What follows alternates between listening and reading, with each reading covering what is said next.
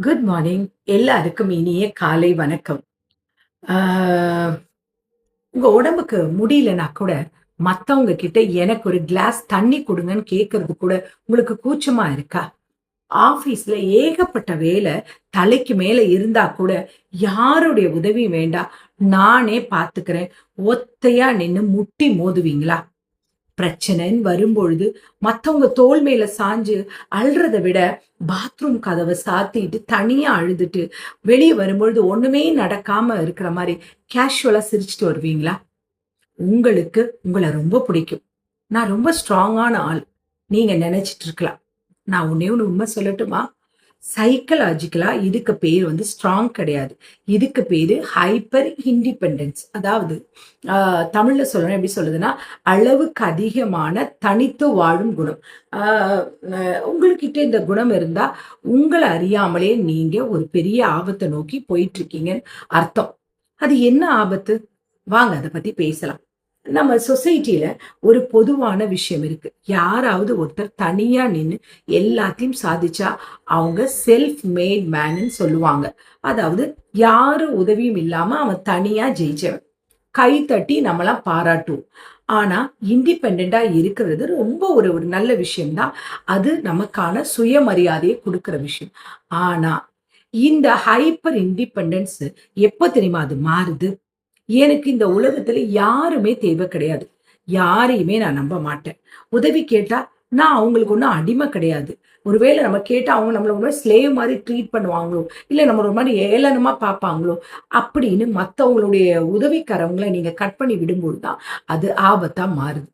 இது வந்து இது வந்து எப்படி சொல்லுதுன்னா, இது விதமான ஒரு ஒரு மனநிலை. இது எப்படி சொல்றது, சைக்காலஜிக்கல் ட்ராமான்னு சொல்லுவாங்க. ட்ராமா ரெஸ்பான்ஸ்ன்னு சொல்லுவாங்க. அதாவது கடந்த கால காயங்களோட ஒரு வெளிப்பாடுன்னு சொல்லலாம். அந்த வூண்ட்ஸோட ஒரு இதுன்னு சொல்லலாம். இப்போ ஒரு குடும்பத்த எடுத்துக்கோங்களேன். நம்ம வீட்ல இருக்கிற அம்மாவோ, அப்பாவோ, நீங்க நெறைய கவனிச்சு பார்த்துருக்கீங்களா? அவங்களுக்கு ரொம்ப நெஞ்சு வலிக்கும்.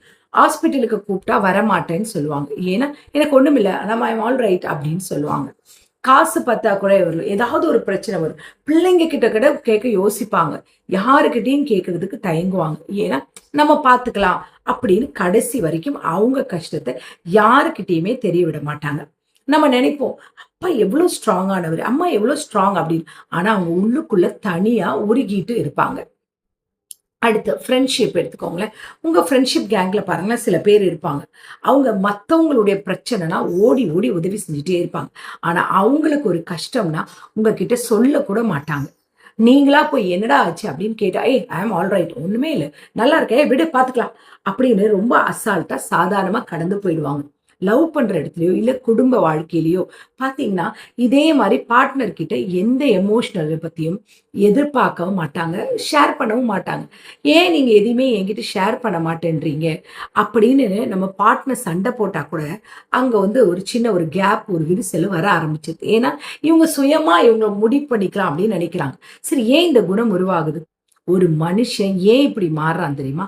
பிறக்கும்போது யாருமே இப்படி பிறக்கறதில்ல. இதுக்கு பின்னாடி 3 முக்கியமான காரணங்கள் இருக்கு. 1, ஏமாத்தம். அதாவது பிட்ரயல். லைஃப்ல ஏதோ ஒரு சூழ்நிலையில சின்ன வயசுல, இல்ல கொஞ்ச நாளைக்கு முன்னாடியோ, அவங்க வாழ்க்கையில யாரோ ஒருத்தவங்கள நம்பி இருப்பாங்க. அவங்கள ரொம்ப அதிகமா ஏமாத்தி காயப்படுத்தியிருப்பாங்க. இந்த உலகத்துல இனிமே நம்ம யாரையும் நம்பக்கூடாதுன்னு அவங்க மனசு ஒரு கோட்டைய கட்டி ரொம்ப ஸ்ட்ராங் ஆயிருக்கும். 2வது ரிஜெக்ஷன். அவமானம். அதாவது என்னைக்காவது ஒரு நாள் ரொம்ப கஷ்டப்பட்ட சூழ்நிலையில மத்தவங்க கிட்ட போய் உதவி கேட்கும்போது, அந்த நபரோ இல்ல அந்த டைம்ல ரொம்ப கேவலமா ட்ரீட் பண்ணியிருக்கலாம். ஆர் அந்த ஹெல்ப்ப பண்ணாம மாரி என்ன சொல்லுவாங்க, நெக்லெக்ட் பண்ணி தள்ளி விட்டுருப்பாங்க. அப்ப இவங்க நெனச்சிருப்பாங்க, இனிமே செத்தாலும் யார்கிட்டயும் கையேந்த கூடாதுன்ற ஒரு வைராக்கியம். இன்னொன்னு சொல்லுவாங்க, சைல்ட்ஹுட் என்விரான்மென்ட், அதாவது குழந்தை பருவ வளர்ப்பு. அது சின்ன வயசுலயே குழந்தைங்களுக்கு பேரண்ட்ஸ் கிட்ட அன்பு கிடைக்காம, ஆர் குடும்ப சூழ்நிலை காரணமா ரொம்ப சீக்கிரமா பொறுப்புகள தலைக்கு மேல தூக்கி வச்சிருக்கும். அந்த குழந்தைகளா இருந்திருக்கலாம் இல்லையா? சரி, இதனால ஏற்படுற ஆபத்து என்ன? அப்படின்னு நீங்க கேட்கிறீங்கல்ல. என்ன இருக்கு? இண்டிபெண்டன்ட்டா இல்ல. அவங்க யாருக்கும் பாரமா இல்ல. இதுல என்ன தப்பு மோசியமா இருக்கு? இதுல என்ன ஆபத்து இருக்கு? அப்படின்னு உங்களுக்கு அதுக்குரிய பதில் சொல்றேன். ரொம்ப பெரிய ஆபத்து இருக்கு. ஆபத்து என்ன தெரியுமா? மன அழுத்தம், அதாவது பேர்ன் அவுட்ன்னு சொல்லுவாங்க தெரியுமா? எல்லா சுமைகளையும் நீங்களே சுமக்கும் பொழுது, ஒரு கட்டத்துல உங்க மனசும், உங்க உடம்பும் ரொம்ப டயர்ட் ஆகி போயிடும். கடுமையான ஒரு டிப்ரஷனுக்குள்ள நீங்க போயிடுவீங்க. அதுக்கப்புறம் என்ன தெரியுமா ஆகும்? உறவுகள், அதாவது ரிலேஷன்ஷிப்குள்ள ஒரு கேப் வர ஆரம்பிச்சுரும். நீங்க யார்கிட்டயும் உதவி கேட்காதப்போ, உங்ககிட்ட இருக்கிற எப்படி சொல்றது? இவருக்கு நம்ம மேல நம்பிக்கை இல்லல்ல. நம்ம எதுக்கு இவர் கூட இருக்கணும்? அப்படின்ற ஒரு உணர்வு வர ஆரம்பிச்சுரும். நீங்க அவங்கள தள்ளி வைக்கிறீங்கன்னு அவங்க நெனச்சுருவாங்க. அடுத்து ஆரோக்கியத்தோட, அதாவது ஹில்னஸ், அதாவது ஹெல்த் இஷ்யூஸ் வரும். நம்ம வலிக்காத மாதிரியே நடிக்கிறதுக்கும், உடம்பு முடியலனாலும் ஓடிக்கிட்டே இருக்கிறது இல்லையா? இது உங்களுடைய லைஃப் ஸ்பேனயே கம்மியாக்கும். மனுஷன் ஒரு சமூக விலங்குன்னு சொல்லுவாங்க. அதாவது ஒரு சோஷியல் அனிமல். நாம ஒருத்தர சார்ந்து தான் வாழ முடியும். அது அது மறுத்து, இல்ல நான் இண்டிபெண்டன்ட்டா வாழ்றதுன்றது, அது எப்படி சொல்றது? இயற்கைக்கு எதிரா போறதா. சரி, நம்ம யாரும் பேசாத ஒரு முக்கியமான ஒரு உண்மைய நான் சொல்லட்டுமா? இந்த ஹைப்பர் இண்டிபெண்டன்ஸ் மனுஷங்களுடைய நிஜ வாழ்க்கை எப்படி இருக்கும் தெரியுமா? பகல்ல பார்க்கும்பொழுது ரொம்ப ஸ்ட்ராங்கா, ஏதோ ஒரு சாம்ராஜ்யத்தோட ஒரு ராஜாவோ, ராணியோ மாதிரி கம்பீரமா வலம் வருவாங்க. சரியா? ஆஃபீஸ்ல பெஸ்ட் எக்ஸாம்பிளா, பெஸ்ட் எம்ப்ளாயியா இருப்பாங்க. வீட்ல எல்லாத்தையும் பின் ட்ராப் இல்லாம கிளியரா செய்வாங்க. ஃப்ரெண்ட்ஸோட கேங்ஸ்ல பெரிய அட்வைஸ் பண்ற ஒரு பெரிய ஒரு மேதாவி, அவ்வளோ ஸ்காலரா இருப்பாங்க. எல்லாரும் அவங்கள அவ்வளோ ஒரு ஆச்சரியமா பார்ப்பாங்க. ஆனா, யாருக்கும் தெரியாது இவங்களோட இன்னொரு பக்கம் எப்ப வெளிப்படும் தெரியுமா? எல்லாரும் தூங்கும்பொழுது இவங்க மிட் நைட்ல கண்ண டொய்ன்னு தொறந்துட்டு, அந்த இருட்டு அறையில தனியா உட்கார்ந்து அவங்க அப்ப வேதனைப்படுவாங்க. பகல் முழுக்க உலகத்துக்காக அந்த ஸ்ட்ராங்கான அந்த அந்த ஃபேஸ் மாஸ்க்க கழட்டி வச்சுட்டு, பெட்ல படுக்கும் பொழுது அவங்களுக்குள்ள அந்த குறிய பார்த்துட்டு அவங்களுக்குள்ள ஒரு ஒரு ஒரு ஏக்கம் இருக்கும். அதாவது எப்படி சொல்றதுன்னா, நம்ம எல்லாருக்காகவும் இருக்கோமே, நமக்காக யாருமே இல்லையே! அப்படின்னு ஒரு பயங்கரமான ஒரு தனிமை அவங்கள அப்படியே அரிச்சு தின்னும். இவங்க மத்தவங்க கிட்ட உதவி கேட்கறதால, இவங்க சுத்தி இருக்கிறவங்க எல்லாரும் என்ன நினைப்பாங்க? அவனுக்கு என்னப்பா? அவன் எப்பேர்ப்பட்ட பிரச்சனைனாலும் அவன் சால்வ் பண்ணிப்பான். அவனுக்கு எந்த ப்ராப்ளமும் இல்ல. அவங்களுக்கு நம்ம தேவை கிடையாது. அப்படின்னு அவன் விட்டு விலகி போயிடுவாங்க. இவங்க காட்டுன அந்த சுயசார்பு, அது அந்த கோட்டையே ஒரு கட்டத்துல அவங்க அடைச்சு வைக்கிற ஜெயிலா மாறி போயிடுது. யாராவது கதவ தட்ட மாட்டாங்களா? "உனக்கு என்னடா ஆச்சு? ஏன் நமக்கு இப்படி இருக்க?" அப்படின்னு நம்மகிட்ட நம்ம கேட்காமலே நம்ம கண்ண பார்த்து கண்டுபிடிக்க மாட்டாங்களான்னு அவங்க மனசு ஏங்கும். ஆனா வெளியில சொல்றதுக்கு அவங்களுக்கு தோணாது. ஏன்னா தொண்ட வரைக்கும் அவங்களுக்கு அந்த கஷ்டம் இருக்கும். நல்லா இருக்கேன்.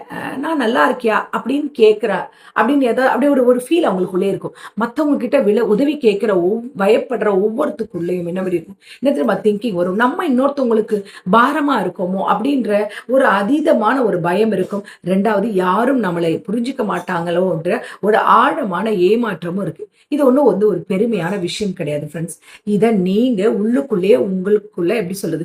கொல்ற ஒரு ஸ்லோ பாய்சன் சொல்லலாம். இந்த வீடியோவ இப்போ பார்த்துட்டு இருக்க நீங்க ஒருவேளை இந்த ஹைப்பர் இண்டிபெண்டன்ட் நபரா இருந்தா, உங்ககிட்ட ஒரு ஃப்ரெண்டா, இல்ல உங்களுடைய ஒரு சிஸ்டரா, இல்ல உங்களுடைய ஒரு மதரா, நான் ஒரு சில விஷயங்களை எனக்கு தெரிஞ்சத சொல்லிக்கணும்னு ஆசைப்படுறேன். உங்ககிட்ட கேடயமும் வாளும், அதாவது ஸ்வோர்டும் இருக்கு.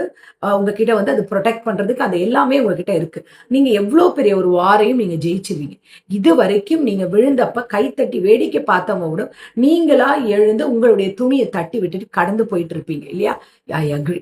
பட் உங்க தைரியத்தையும் நான் உண்மையா மதிக்கிறேன். ஆனா, போர்க்களத்துல எப்பவுமே நின்னுட்டு இருக்காதீங்க. அது உங்க மனச கல்லாக்கிடும். மத்தவங்க கிட்ட உதவி கேட்கறது உங்களுடைய பலவீனம்லாம் கிடையாது.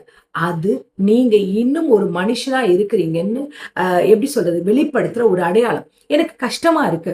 உங்க பார்ட்னர் கிட்டயும், உங்க பெஸ்ட் ஃப்ரெண்ட் கிட்டயும் தலைய சாய்ச்சு அழுதா ஒரு சின்ன ஒரு ஒரு ரிலீஃப் கிடைக்கும். நம்ம அப்படி பண்றதால நம்ம ஒண்ணும் ஒரு சின்ன ஆளா ஆயிட மாட்டோம். இந்த உலகத்துல எத்தனையோ பேருடைய பாரத்த தாங்கி பிடிக்கிற நீங்க, நீங்க விழும்போது உங்கள தாங்கி பிடிக்கிற ஒரு கை வேணும்னு நினைக்கிறது ஒண்ணும் தப்பு கிடையாது. உங்கள நீங்களே ஹர்ட் பண்ணிக்காதீங்க. உங்க கோட்டையோட கதவுல கொஞ்சம் திறந்து வைங்க. உங்கள நிஜமா நேசிக்கிறவங்களுக்கு உள்ள வரட்டுமே. அவங்க அன்பு உங்களுக்கு கிடைச்சா நல்லது தானே. நான் பார்த்துக்கிறேன் அப்படின்னு சொல்ற வார்த்தை கொஞ்சம் ஓரமா வச்சுட்டு, எனக்கு கொஞ்சம் ஹெல்ப் பண்ணுங்களேன் அப்படின்னு கொஞ்சம் கேட்டு பாருங்க. இந்த உலகம் நீங்க நினைக்கிறத விட ரொம்ப அன்பானது, அழகானது. மேபி இந்த வீடியோ உங்க மனச ஒருவேளை தொட்டிருந்தா, இல்ல இந்த மாரி குணமுள்ள உங்கள்கிட்ட இருந்தா, ஒரு சின்ன ஒரு மாற்றத்த கண்டிப்பா கொண்டு பாருங்களேன். நீங்க தனியா இல்ல. இந்த உலகம் உங்கள சுத்தி இயங்கிட்டு தான் இருக்கு. நம்ம தான் நமக்குள்ள ஒரு தனி வட்டத்தை போட்டு நமக்கு யாருமே இல்லை அப்படின்னு நம்ம யோசிச்சுட்டு இருக்கோம். இந்த மாதிரி உங்க கூட ஒர்க் பண்ற ஃப்ரெண்ட்ஸோ, ஆர் உங்க குடும்பத்துல யாராவது ஒரு நபர்கள் உங்ககிட்ட வீட்ல இருந்தா, தயவு செஞ்சு அவங்களுக்கு புரிய வைங்க. அவங்களுடைய சந்தோஷத்தையோ, அழுகையோ, என்ன மனக்குமுறையோ கண்டிப்பா ஒருத்தவங்களுடைய சார்ந்து வாழ சொல்லுங்க. ஏன்னா, நம்ம திரும்பவும் சொல்றேன், நம்ம ஒருத்தர ஒருத்தர் சார்ந்து வாழ மனிதர்கள் தான். இந்த சொசைட்டி அந்த மாரி தான் உருவாக்கப்பட்டிருக்கு. நம்ம தனிச்சு வாழ்ந்து இந்த உலகத்துல சாதிப்போம்னு நெனச்சா வராது. ஒரு கை தட்டினா ஓசை கண்டிப்பா வராது. என்னவா இருக்கட்டும், வாழ்க்கையில சில கசப்பான சம்பவங்கள், சில கசப்பான நிகழ்வுகள் நடந்திருக்கலாம். நம்ம அதுக்குள்ளேயே இல்லாம அத விட்டு வெளிய வாங்க. உங்களுடைய மனசுல உள்ள குமுறல்களை யாராவது ஒருத்தர நம்பி ஷேர் பண்ண கத்துக்கோங்க. உங்களுடைய மனபாரத்த குறைச்சுக்கோங்க. ஓகேங்களா? இனிமே அடுத்த ஒரு வீடியோல நம்ம சந்திப்போம். இந்த நாள் உங்களுக்கு இனிய நாளா இருக்கணும்னு கடவுளை வேண்டிக்கிறேன். Take care. Bye bye. Love you all.